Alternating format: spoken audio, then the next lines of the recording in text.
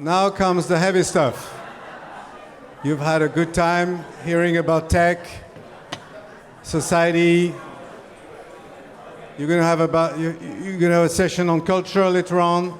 We're going to talk about the very serious and daunting stuff. Anyway, delighted to be here, seeing so many friends in this room. Delighted to hear my colleagues here. I will introduce them very shortly.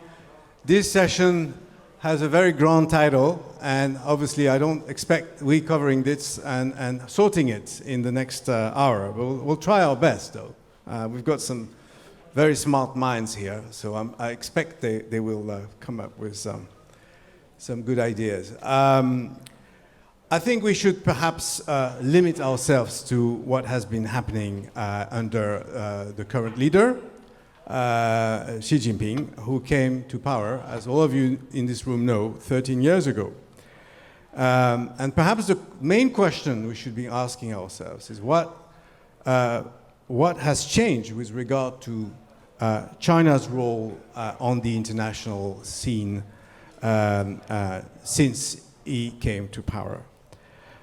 So first, the years 2013 to 2016 were about consolidating power and also perhaps asserting power globally, at least showing some signs. Launching the Belt and Road Initiative, launching the Asian Infrastructure Investment Bank, strengthening the Shanghai Cooperation Organization, enhancing the China-Africa partnership, enhancing ties with the Eastern European bloc. We heard about it this morning from Justina, the famous, now defunct almost, 16+1 mechanism. And of course, a growing and accelerating rivalry with the United States.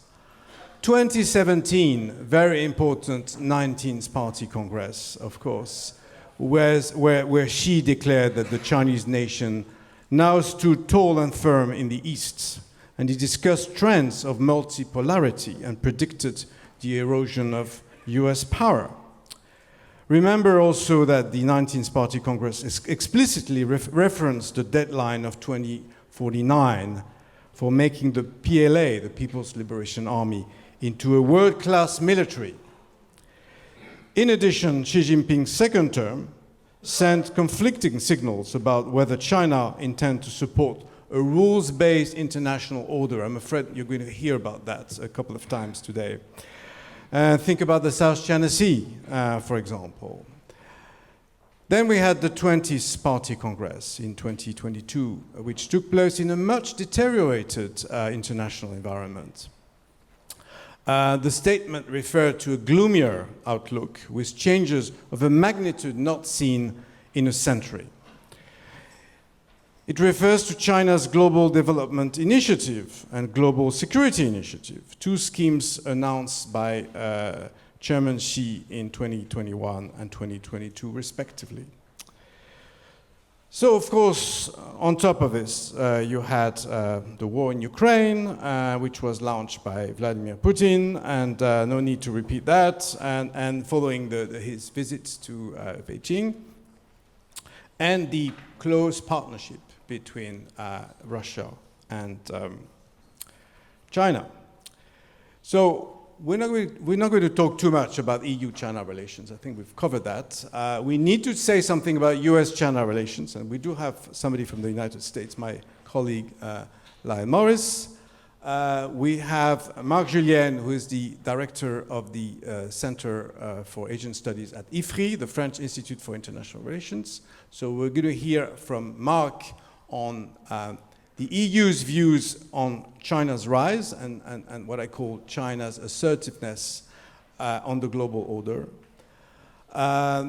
We're going to hear from our friend Wang Zichen from the Center for China and Globalization based in Beijing. So he came all the way from Beijing. Thanks very much for that. And Zichen was just spent a year in the US and at Princeton University. and I think he will have a very interesting perspective. Lyle is in charge of the national security and foreign policy pillar at the Center for China Analysis, my center, in New York, sorry, in Washington, and he was previously at the Department of Defense. And last but not least, Simona Grano, who is also with the CCA, who is based in Zurich, and who is the head of the Taiwan China Research area at the University of Zurich, and a senior fellow on Taiwan at the Center for China Analysis. So, what I suggest is perhaps we start with Marc, and I would love to hear how you feel. I mean, I've covered very briefly the past 12 or 13 years. There's a lot happening. There's an acceleration of history. Many people have written about that, including your colleague, Thomas Gomar. How, from your point of view, as somebody who's traveled to Asia extensively, how do you see this? How do Europeans and European analysts see this rise? Then perhaps I'll ask the same question to Lyle after that. Marc, you have. Thank you very much, Felix. It's working. Thank you very much for having me today. I'm delighted to be here in this wonderful place. Congratulations to Asia Society for this wonderful event. I'm very happy to be part of it and to share this wonderful panel. So, a European perspective on the China's rise. I may choose the easy start, starting with 2019 and this, threefold qualification of China, which is, partnership, competitor, qualifying China as a partner, a competitor, and a systemic rival. So this was back in 2029, and things have evolved quite drastically ever since, because at that time, these three pillars of partnership, competition, and systemic rivalry was quite consensual among Europeans, because any country, member states could choose whether China is more a partner, more a competitor, or more a systemic rival. Unfortunately, it seems that now in 2025, it seems that the third pillar is now much more prominent in how Europeans view China, and I would choose three main reasons, three main arguments for that. First of all, it will be because usually the systemic, before that, the systemic rivalry were mostly conceptual, meaning that to acknowledge that Europe and China have different views, different definition of what is democracy, what are human rights, or what is rule of law. Agree to disagree, but at least we don't have the same definition, and China is willing to promote those definitions, its own concepts within the United Nations. So again, agree to disagree, but we have to acknowledge that we disagree on those points. So this was perhaps the origin of this systemic rivalry. Now it's much more concrete, much more immediate, because we have a very immediate crisis, especially on the European soil, where we cannot ignore the position of China. Obviously, I'm talking about the war in Ukraine. China has a neutrality stance in this war. However, in Chinese view, neutrality means not providing weapons to any side of the conflict, but China still blame one of the two sides, which is the Europeans, the United States, and NATO. And so being neutral is not, a neutral state is not supposed to put the blame on one of the two parties. So this is something that is creating strong distrust within European leaders and European parliaments. And this is something that touches directly European security and the stability and some would say is a vital issue for the European Union as a whole. The second issue is the Taiwan Strait question. Of course, the whole European Union and member states recognize the one China policy, and this is not something that is changing or is going to change. However, there is still the question of the strait, and the strait has always been recognized by European Union, European member states has an international maritime route, and one which is absolutely crucial for free trade and for global trade. This is something that is crucial for the European industry, for our supply chain, and as a matter of fact, Europeans acknowledge and witness that the security and stability in the Strait is degrading, and this poses a risk and concerns for European, and this is a topic that is difficult to discuss with the Chinese side. And last but not least, the last point, which used to be within the partner pillar, or also even in the competitor pillar, which is trade. Trade used to be used to bear many opportunities for Europeans, including for France. When we discussed some sensitive issue with the Chinese, we knew that after that we would talk about trade and everything would go right. But now even trade has become a very sensitive and complicated issue with the Chinese, because there is now less and less opportunities for both sides and more challenges. Especially because, let's take the most obvious example, which is the automotive industry and the EV, electric vehicle industry. I don't want to dig into the debate of who is responsible for what. Clearly, the Europeans have not moved faster enough in this realm. China also bears some responsibility in terms of subsidies and so on and so forth, but I think both sides need to recognize that we are each facing a very, very strong dilemma. Europe is facing a strong dilemma because it is lagging behind in those technology, in the electric vehicle sector, but it has a huge industry. It's more than 3 million jobs across Europe. And it's not only about France or Germany, it concerns almost all member states in Europe. Everybody has a role in the automotive supply chain.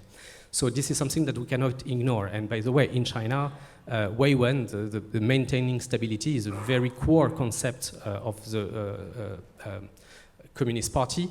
So this is something that is somehow also true in Europe. We also have our leaders. The European Union needs to safeguard our social stability. And with this large industry covering the whole Europe, the competitiveness of China bears huge risk for those 3 million jobs, and this could have very, very serious consequences for the social stability, economic stability, and political stability of Europe. So this is something that we take very, very seriously. This is our problem, but China also needs to acknowledge that we are facing this very strong problem. And on the other way around, Europe also needs to acknowledge that China is also facing a very, very strong dilemma.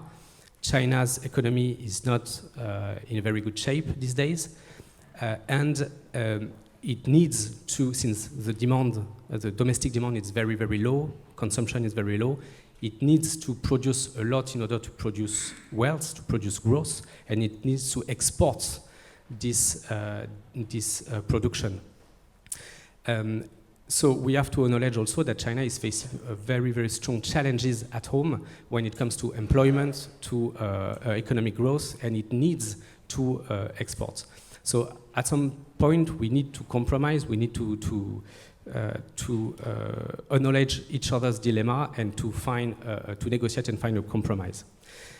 Usually we finish on a positive note, but we are just a couple of weeks before the EU-China summit in Beijing, and I must be honest, I'm not very, very optimistic in the sense that I don't really see both parties moving forward each other, and that's a problem because China and Europe is facing a trade war with the United States. So if there was a momentum to work together, it would have been perhaps now, but I don't see any positive options coming out anytime soon.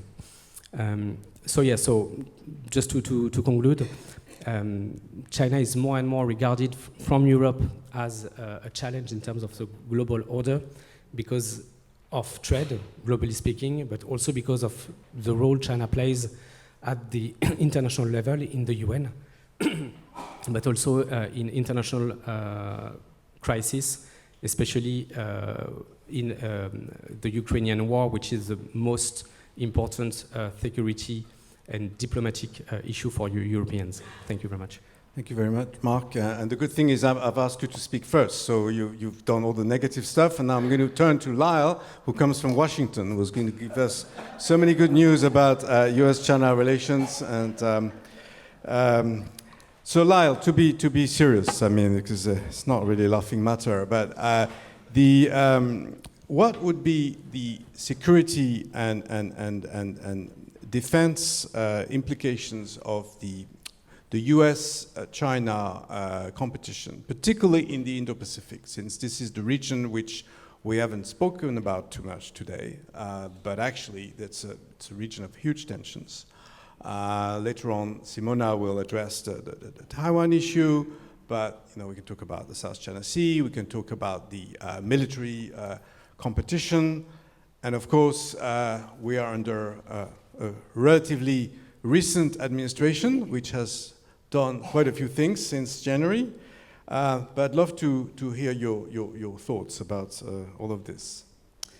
Thanks, Philippe. I'm sorry to disappoint, but I may continue the maybe a little bit pessimistic view from Washington, but I think it's important to share. So when Philippe reached out to the panel and talked to me, he asked me to share the view from DC about China and the Indo-Pacific, and in particular the Trump administration's policy to the extent that we know what it is. And to be sure we actually don't have a clear document that lays out Trump's Indo-Pacific strategy, but I think there's a few kind of foreshadowing and speeches that I'll highlight today that I think gives us a good sense of where he's going with China and the Indo-Pacific. So in the next 5 to 6 minutes, hopefully I'll kind of touch on the key points and then open up to Q&A for anyone who wants to ask me a question about the US policy. So first I'm going to frame what I see as the Trump administration's Indo-Pacific strategy from a DC perspective, in particular from the DoD and a military perspective. The second, I'm going to highlight Secretary of Defense Pete Hegseth's recent remarks at the Shangri-La Dialogue, because I think that's important, and I think it gives a good sense of where DoD is going on China.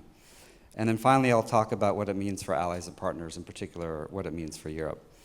Just to be clear, I'm not advocating Trump's policies, I'm not supporting them, but I do think it's important to outline or describe where I think it's going, what it means for China, what it means for the Indo-Pacific, because we're going to be in this world for the next 3.5 years, so I think it's important. So 6 months into Trump's second term, I think it's safe to say, and no surprise to anyone, that he's generated, I think it's safe to say, dismay and confusion at home and abroad. I don't need to lay out the reasons why. Tariffs on allies and adversaries, very blunt criticism of our closest partners. They appear to be arbitrary and destructive, and I fully admit that. But the first point I'll make is I think there's an element of logic to his policies on the Indo-Pacific, especially when it comes to national security. So basically, in a nutshell, he sees previous U.S. strategy aimed to build and maintain a global order led by the United States as misguided, and he said this repeatedly. He thinks it's sapped U.S. power abroad. He views the U.S.'s moves to cultivate soft power as leading to meddling and overstretch, and he perceives credible security guarantees as encouraging some of the United States allies to reduce their own efforts and rely on U.S. protection. So that's, from my perspective, what is animating his rhetoric. Instead of trying to create a global order, I would argue that the current Trump administration appears to be pursuing a very focused strategy of prioritization. The reasoning is simple. The U.S. has limited resources, and China is currently the greatest geopolitical threat from DC.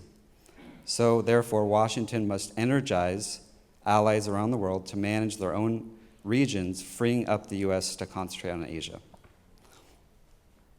The principles of prioritization predate the Trump administration, and they will likely endure beyond it. Every US president since Barack Obama has tried to pivot to Asia with a focus from Europe to Asia, because they all have understood that the greater threat to the US lies in Asia. So that's my first point. I think we might not like it, we might not agree, but that's where Trump's national security team is at, and that's what his documents appear to say, that the Asia and China is the primary threat and primary strategic consideration for the US and for DoD. My second point is, I think Pete Hegseth's speech at Shangri-La in Singapore was probably the best indicator we have of where DoD's thinking is on the Indo-Pacific and China. So I'm going to quote a few of his speech, because I think it's important to kind of just level set with how we and how DoD views China. So first of all, his speech is very China-centered. Again, not a surprise to other Secretary of Defense's speeches in the Shangri-La dialogue. So he talked about China as the single most important national security priority after the defense of the US homeland. He warned, for example, that China seeks to become a hegemonic power in Asia and dominate and control the Indo-Pacific region. The overall goal from his perspective and from the US strategy then must be to, quote, ensure that China is not allowed to dominate us, to dominate US allies and partners. He also went on to note that the most likely theater of China's aggression is Taiwan, where he said an attempt to conquer the self-governing island by force could be imminent. And the imminent phrase was actually the first time that any Secretary of Defense has used that word, so it was noteworthy. He also said President Trump has said that China will, quote, not invade Taiwan on his watch. And so the US DoD's goal is to prevent war, to make the cost too high, and that peace is the only option. Borrowing further from Trump's peace through strength approach, Hegseth declared that prioritizing forward-postured, combat-credible forces in the Western Pacific to deter by denial along the first and second island chains would be DoD's foremost priority. So Hegseth's remarks are founded on the interim national security strategic guidance for March 2025. This is the first kind of planning document that we have that talks about Trump's policy towards the Indo-Pacific. So this guidance will feed into the administration's national defense strategy, which is expected to be completed by August of this year. The guidance is framed as ensuring that none of the key regions today, the Indo-Pacific, Europe, and the Middle East, are allowed to fall under the hegemony of US rivals, namely China, Russia, and Iran. But since only one of the three regions, the Indo-Pacific, could potentially fall under dominance of a rival power in China, the foremost objective in Trump's global strategy after the defense of the US homeland is to prevent China from imposing regional hegemony in the Indo-Pacific. Again, and just one final note on his speech, he talked about, in the interim national security guidance, talked about the China is the US's sole pacing threat. Biden's guidance talked about pacing challenge, that China is a pacing challenge. So the threat, the change from challenge to threat is noteworthy, and I think that's widely shared within the current Trump administration's DoD advisors. Finally, on the Hegseth speech, I think it's important to point out that, and again, some of us might discount what he said, but I think it's still noteworthy to point it out nonetheless. He did talk about, his exact quote was, the US considers China a threat, not the Chinese people, but it is the Chinese Communist Party and the PLA that worries us most. He said the US does not seek to humiliate China, respects Chinese people, their civilization, and does not intend to pursue regime change. So again, it's something that has been included in many other SecDef speeches, but it's noteworthy that he included it in his. So just to end on implications for US allies and partners. So, as it has done with Europe, the Trump administration expects more from its partners and allies in terms of burden sharing. Countries in Asia, Higgs has said, should take inspiration from increased defense spending in Europe. Indeed, the Trump administration hopes partners and allies in Asia will spend 5% of GDP on defense. NATO's recent announcement that its members agreed to this target by 2035 is certainly a welcome development in DC for the US and for Europe, and it may hopefully put to rest an irritant in the transatlantic alliance under Trump. So just to conclude on 3 points and implications, first, what does the US Indo-Pacific strategy mean for, towards China mean for our allies? Basically, it's continuity, that the US and DoD remains focused on China and the challenge from China as the primary geostrategic area of focus for the future. As Higgs has said, the U.S. must prepare to prevent and deter war in all theaters, but most importantly in the Indo-Pacific. Second, the demonstration of a stronger commitment from EU and NATO nations to the Indo-Pacific is accompanied by the challenge to define a common strategy and coordinate forces that will be sustainable if competition turns into confrontation. Such a confrontation would test the credibility of NATO and its partners' force postures, which is still focused on the threat from Russia.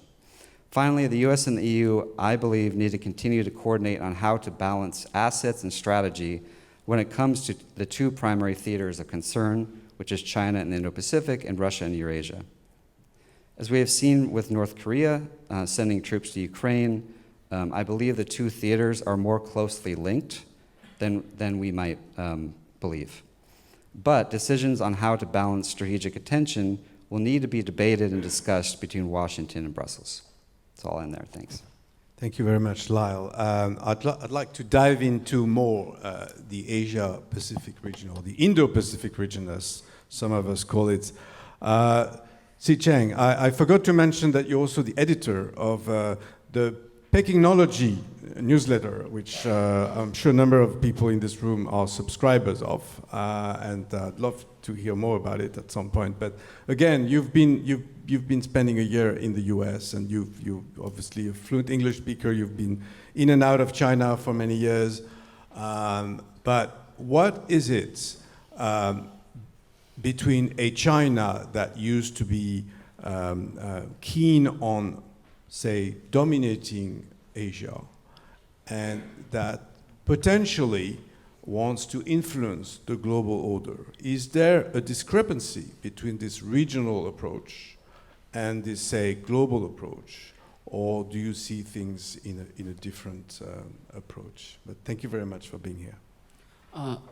Thank you for the opportunity. I want to start by thanking Asia Society and Duncan and Jing Qian, and also I had the opportunity to go to Salzburg Global Seminar last year, so it's really a pleasure to be here. And these are wonderful questions you just asked. Fundamentally, I don't think China wants to dominate Asia, much less the entire world. And I know this is perhaps not the consensus or very well received views in Europe or elsewhere in the West. I think, for example, when it comes to talk about Asia, people talk about South China Sea, right? The Chinese-Filipino standoff was on headlines for quite a few weeks and months. But as we speak now, Vietnam is, building artificial islands, doing land reclamation in South China Sea at a significant speed. Malaysia is drilling oil and oil and gas projects in South China Sea. Indonesia was, driving off Chinese vessels with its own vessels. And there was a leaked Chinese diplomatic note to the embassy in Beijing, which was first reported by local media, not in the Chinese media. So basically, all these things are also happening, but you don't see too much of a pushback, much less the level of pushback when it comes to Philippines, from Beijing. So I think. Yes, China maintains, for example, a so-called 9-dash line, but the 9-dash line was not created by the Communist Party of China or the current Chinese government. It was inherited from the Republic of China under Kuomintang, which then fled to Taiwan after China's Civil War.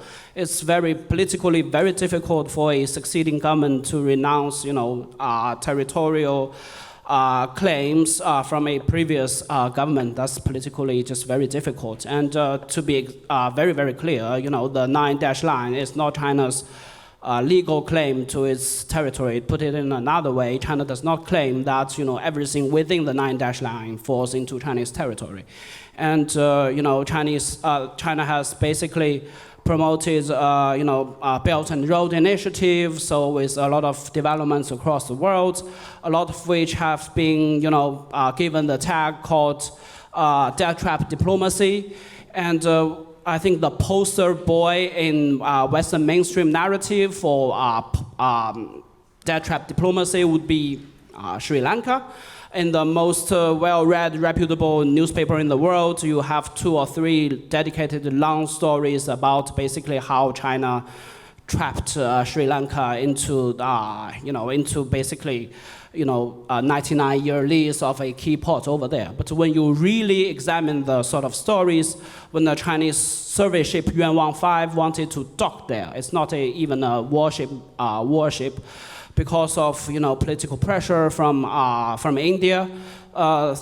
Sri Lanka was very unwilling to let even the Chinese survey ship to dock there. So after quite some diplomatic back and forth, the Chinese survey ship was able to dock there, but following that, Sri Lanka announced, for example, a 1-year ban on Navy visits to its ports. And actually, as reported by mainstream local Sri Lanka media, the Chinese ambassador there in March of this year conceded that the Chinese state lender actually recognizes $6 or $7 billion losses due to its investment in Sri Lanka. And if that's debt trap diplomacy, by $7 billion can't even secure a Chinese survey ship docking rights in Sri Lanka, I don't know what kind of debt trap, how successful it actually is. So I think there is this fundamental disagreement with the Western narrative that China was trying to seek dominance in Asia, much less in the world. I think the record has been that Beijing has been unable to, and it doesn't have the willingness or the capacity or its willingness to actually impose cost or devote tremendous resources to change the behavior of its neighbors. For example, I think North Korea is still developing, by all public accounts, nuclear weapons. There is limited Chinese effect on that front. There is this very recent, for example, Thailand-Cambodia row, which seems to be very, very serious, and you don't see China getting there to play a broker role. And I think the Chinese point of view globally, for to come back to the larger question, there is, it is still a developing country with a GDP per capita at $13,000. It ranks like something like 70th in the world. It is on par with the lowest GDP per capita in the entire 27 member state of the European Union. So the priority of the Chinese government, and also try to invoke the term Weiwen, which just came up a few minutes ago, is about maintain domestic political stability. It's not in the Chinese Communist Party or governmental interest to have a world that is chaotic, that is having wars. The Chinese look for a external environment that is conducive to continue its economic growth, to make the lives better for its people. I think President and General Secretary Xi Jinping has said it a number of times. It's laid out in all the Chinese Communist Party documents and government papers that to manage its own affairs well, that is the fundamental, the most important task for the governing party and for the Chinese nation. And in more recent, I think it's always good to look back at the history a little bit. China has 14 land borders. China has resolved 12 of them, 12 borders with them, like over 90% of the 22,000 kilometers on land. China hasn't fought a war for quite some decades. The PLA doesn't have any real combat experience. Unfortunately, there was a border standstill with India in 2020, which the both sides have disengaged its troops, and the other remaining country is Bhutan, which is under the influence of India. And so I think China amended its relations in the past few years. For example, there is no additional tariffs on Australian exports to China. China just began resuming its seafood import from Japan. And China and India is trying to get a little bit better. I think personally, I do hope that there is a better flexibility and a bigger awareness of China of its own impact, including some of its foreign policy decisions and even its internal domestic decisions that will have a outsized, larger impact on its neighbors and on the world. I think for the world's second largest economy, which is still haunted by its memories since 1840, which is a country being colonized, being invaded, being bullied, the sort of victimhood that it should be on the defensive. It needs to stand very firm against any single attempt of what China perceives to be unfriendly behavior, especially from the Western powers to China. I think that should, helpfully, that could go away, and China should be more aware that whatever decision it makes, it should have it will cause impacts across the world, so that it's in China's interest to basically exercise even more restraint as it has been for the past few decades. I don't think the Chinese are actively going out to look out for trouble, to try to kick off the United States off the throne of the world, although the US seems to be withdrawing itself proactively.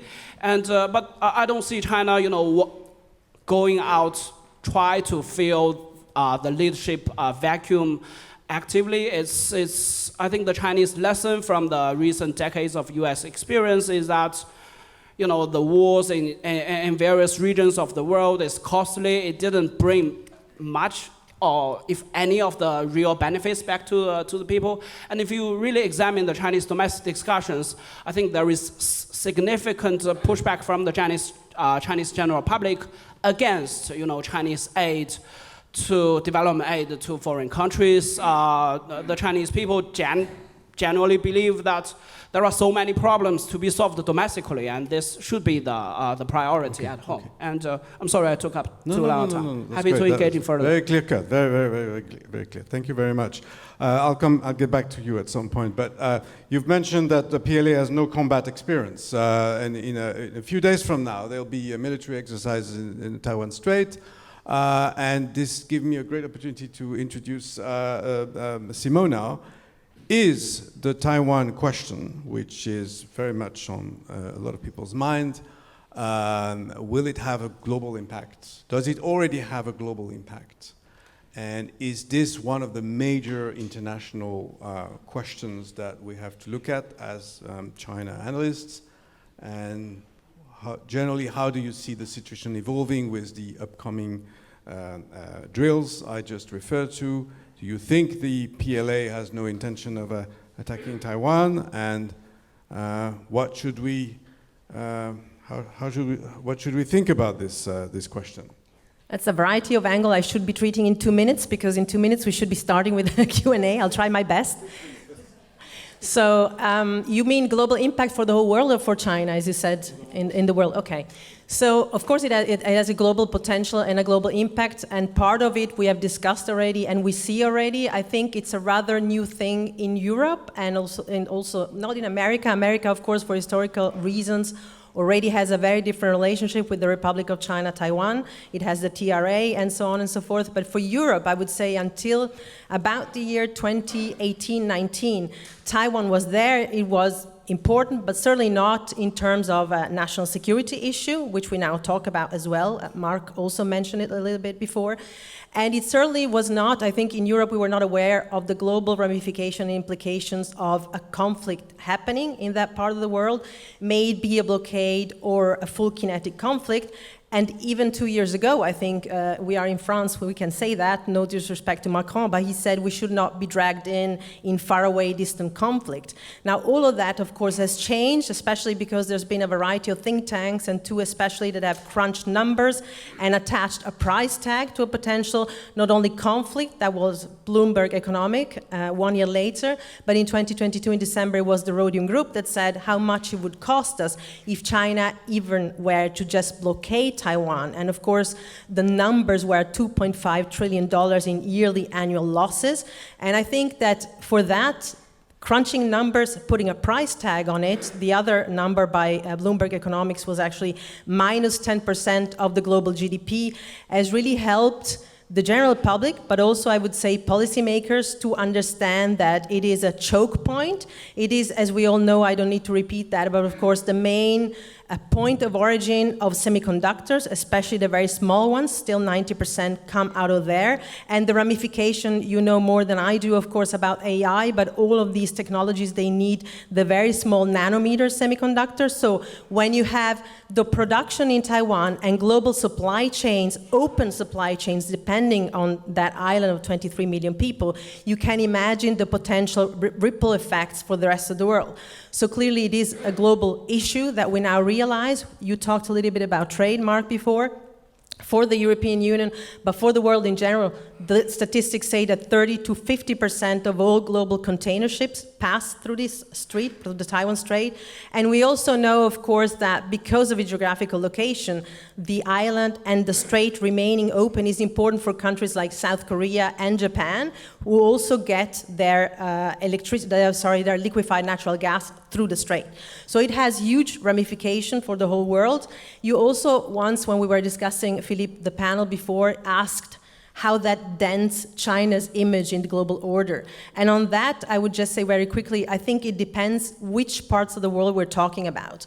So if we look at Europe and the Western world in general, I've just told a little bit about what I think, but of course, it's not just the Taiwan Strait issue or a potential conflict or the trade ramifications, but it is really the fact that we heard before this morning and now, we don't look at China any longer in Europe as purely a business partner anymore, and those times, in my opinion, are gone. They're gone forever. What we now see since 2017 and 18, in the media especially, but also, of course, in various reportages, is the Xinjiang camps, what happened in Hong Kong, is the potential of what could happen in Taiwan, which reinforces our view of China. It's the espionage, it's the oversupply capacity, it's the trade war with America, and we're dumping, of course, of these products. So the Taiwan issue dents China's soft power in that sense, because it adds to another layer of complexity and problems that we see on top of all the, of course, espionage cases we have heard of in Europe, in Germany especially, coming out of China. But in the rest of the world, we also talked a bit about the global south. That's not the case. I mean, Taiwan has lost in its official capacity as Republic of China 10 allies since 2016, when the current party, the DPP, came back to power. And since that moment, the countries that switched, very often when they will actually, of course, change the diplomatic recognition, they will subscribe to a version of a one China policy that is much closer to Beijing's version of the one China principle. We see this also in other economic agreements that China makes with other, for example, places such as islands in the Pacific. All of these places don't care that much about the Taiwan issue. So I would divide the global dent that the Taiwan issue does to China into two parts of the world, the Western world and, to a certain extent, of course, the global South. And I could talk much longer, but we're running out of time. But I just wanted to say something to Mr. Wang. You know, it's not just the Western narrative when it comes to the South China Sea, but there was also, of course, a verdict in 2016 in Den Haag, which China completely disregarded. And China often talks about multilateral institutions and how it respects them. That's not respect, and it's not the narrative, but it's really China doing what it wants. And to that extent, you talked about the fact that other countries in that area of the world are doing the same as China. They're doing that in the vicinity of their territorial waters. China is doing the same in the vicinity of their territorial waters. It's a very different situation, in my opinion. Thank you. Thank you so much, Simona. That was great. I just want to go back maybe to Lyle and Marc, asking them whether my question earlier to Cheng about China trying to sort of at least dominate the Indo-Pacific region and perhaps becoming the number one, as opposed to becoming a global power. Is this a valuable way to question this topic we're trying to address of China and the global order? Lyle, perhaps starting with you and then Marc. Yeah, so really quick, I mean, it depends on who you ask, but I mean, I don't like to use a frame of dominate because it's not empirically measurable, right? So it's under debate. So, you know, hegemonic, dominant, those are subjective terms, right? So I like to use the word influence. You know, I think clearly China wants to influence Indo-Pacific and the globe. They have more influence over the Indo-Pacific because they're closer there. And so does the US. The US has as a resident Indo-Pacific power. So that's sort of the heart of the issue is we both want to influence the region, but we just have different ideas for how to do so, and we have very different ideologies. So again, it's multi-layered, but I'm not comfortable using the word hegemonic and you know, monopolistic because it's got a pejorative term to it. Now, the current Trump administration 100% subscribes to those terms. I, as an analyst, don't, but I think it needs more nuance. But it is important to just point out that Trump and his current policies are using those terms, and they very much believe them, and they use those terms internationally. So as an analyst, I might disagree, quibble over the terms, but I think clearly influence is what China's after in the region, yes. Great. Marc, very briefly. Yeah, I do agree. First of all, I would not talk about Indo-Pacific because China does not talk about the Indo-Pacific. Is not a concept in its diplomacy. Asia. Yeah. And so again, same remark about domination. But when it comes to East Asia, I mean, it is very clear that China wants to be or to become the hegemon power. I would use the hegemon power in East Asia, and I mean it's very clear in the doctrine, but also in the strategy, in the defense industry. I mean, building up aircraft carrier is not so useful to take over Taiwan, for instance, and it's very clear in the doctrine since the 1980s, 1990s that China wants to be able to wage war beyond the first island chain. And also, perhaps for good reason. I mean, if you look at the East Asian geography, China, 14 kilometers of coastline, is facing a network of US allies, like in South Korea, in Japan, in the Philippines. Taiwan is also a security partner of the United States. So, I mean, there's also good reason for China to rise, including militarily. But so if there is good reason, still it's a reality that China wants to become an hegemon, including in the South China Sea. I take the point that it's not the PRC that created the Nine Dash Line, but still the PRC is still claiming it. It's still recognizing it. So okay, it has not created the concept. But I would be also interested to push Zichen a bit forward on what do they claim. As far as I understand, all the territories within the Nine Dash Line, or perhaps I misunderstood, are claimed to be Chinese territory. I mean, the islands and including and even more so artificial islands. So yes, there is good reasons, but we have to face the reality that China is willing to become the hegemon, and perhaps it's not the best in the best interest of all its neighbors, from India, even Pakistan, to South Korea, and including Southeast Asian countries. It's not necessarily in their best interest. Okay, great. We don't have a consensus, obviously. We have 10 minutes for a couple of questions. Yes, the lady there. Thank you very much. Making up for previously, I have a question, and it goes back to all of you on the panel, but particularly my US colleague. We're talking about influence, and I want to keep bringing Africa back on this conversation with China. Because if we're fundamentally talking about influence and China's influence, there's a continent that is actually where China has been, you know, in so many ways, just kind of like defining what influence looks like. And if we look at let me use some data point to actually share light on what I'm sharing here. Until the early 2000s, Chinese and US trade with Africa were pretty much on par. Today, Chinese trade with Africa is almost 4 times, let me say this again, 4 times larger than the US trade with the African continent.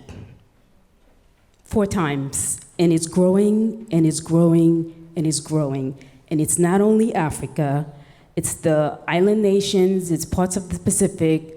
So if we here are talking about, and I think China has a completely different approach that the African continents are much more aligned with, and there are historical conditions that make China a much more attractive partner for many continents. I think DRC right now is a center stage with critical minerals, how this is being played out. And I wonder, like, how do we actually talk about that particular conversation around economic development, China's approach, and how do we reconcile that tension if we are talking about influence and knowing there is a blur between influence and dominance? It's a great question. We need about 2 hours for that, and we have 5 minutes. So we'll take a couple very quick ones. And yes, gentlemen here, and well, okay, and someone here. Sorry. Thank you. This has been fascinating. My name is Philippe. I just finished the Schwarzman Scholarship Program at Tsinghua, and I'm here in Paris. I had a question about Europe's role in light of this sort of emerging, now perhaps even arguably Chinese-led order. The last 100 years, Europe has been subject to the whims of others in some sense. In the post-45 period, as de Gaulle very, sort of blatantly said, we were exposed to a dominant currency paradigm where trade was put on US terms. Post-1991, and on the other side of Europe, of course, the Soviet Union setting the terms with the Warsaw Pact. Post-1991, we had the question of neoliberalism, which eventually led to 2008 and has created a sort of a decline spur period in Europe. And so now, to just put that all together, in light of what seems to be an impending collapse of the liberal international order, which we're speaking of, are there particular places, perhaps in the co-construction of defense agreements, in the operationalization of financial currency, where you see Sino-European cooperation to be essential so that Europe doesn't get caught in a squeeze, but can co-participate in some form of creation of the emerging paradigm and world order? Thank you. Thank you very much. By the way, I'm not biased to Schwarzman scholars. They're just very easy to recognize with their ties. That's the only way.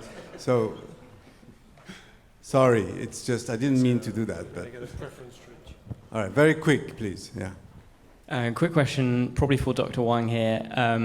You talked somewhat about BRI. There's about 10 years of data and feedback from it. There's some criticism internationally because of a kind of PR cost, and criticism domestically because of a financial cost. How do you see BRI evolving in the next decade? All right, so I suggest everybody makes a quick comment response to whatever they want, and then we wrap up. So who wants to start? Simona, you want to start? Sure, I'll just make a quick comment in regards to the first question that you posed in regards to Africa. I think you're totally right. I mean, that's one of the big problems that the West, the United States and Europe have shown in the past 20 years. They have these, you will know more than I do since you asked 2 questions about that topic. The famous phrase, when the West shows up, they give us a sermon. When China shows up, we get a bridge. The problem is, of course, that, as you say, this kind of infrastructure often came with no strings attached. It's not just a rosy picture, though. I mean, in many countries in Africa, you also have backlash against Chinese workers being imported and no local people being given the job. You have problematics attached to it. But, of course, I think that the main problem of the West, I mean, Europe has proposed a couple of options. What was it, Build Back a Better World, and Biden as well, which so far have taken not too much of a space, but to sort of like occupy the space that China's occupied. I think that's the main problem we have had in the West. We have looked the other way. The same thing, Australia in the Pacific region with these islands that you mentioned, and that space that was left in a vacuum was occupied by China, and that's a big problem. Great. Zichen, do you want to come next? Thank you for the question. I think when it comes to Africa, for example, the Chinese foreign minister started his every year with a visit to African countries. And on the other hand, I think, for example, would be very rare for U.S. Secretary of State or President to visit Africa. So I think China does attach a completely different level of emphasis on Africa. And on the BRI question, to be brief, I think if you really examine the Chinese official statements, the latest characterization is called 小而美, small and beautiful. And so small means like, the sort of investment into these projects would be like considerably smaller than it used to be. Beautiful means like it needs to be more carefully selected. I think the Chinese was like, BI is going to take us another 2 hours, and I think the idea is that I think the Chinese were thinking that they could do something, these projects that are commercially viable by state guided, including state bank lending or maybe commercial bank lending. But it turns out to be that a lot of these projects in different countries just commercially it turned out to be very, very challenging. I think it turned out to be more difficult than many of the Chinese expected. And so I think, yes, there is always this saying, Chinese long-term thinking and careful planning, but it is still in a way to find out and in transition into, when it gets more familiar with all these foreign interventions and projects overseas. And I think I just want to respond a little bit. I have my personal opinions about the international arbitration, but I guess big powers just tend to have their ways with international law when it comes to the arbitration or maybe sanctioning international courts, and unfortunately that's the reality we're living with. But I do think the overwhelming majority of jobs created by Chinese investment in Africa are actually taken up by Africans. I think former Secretary of State Mike Pompeo referred to that in one of the speeches, but there are studies from London, I think SOAS, S-O-A-S, and other studies which show like Chinese companies created jobs, and the imported Chinese workers only take up a very tiny percentage of the workforce over there. And on the South China Sea, I'm not particularly an expert, but my understanding is that the 9-dash line is not a legal territorial claim to, Okay, thank you so much. Very briefly, Marc and Lyle, just a couple of words if you can.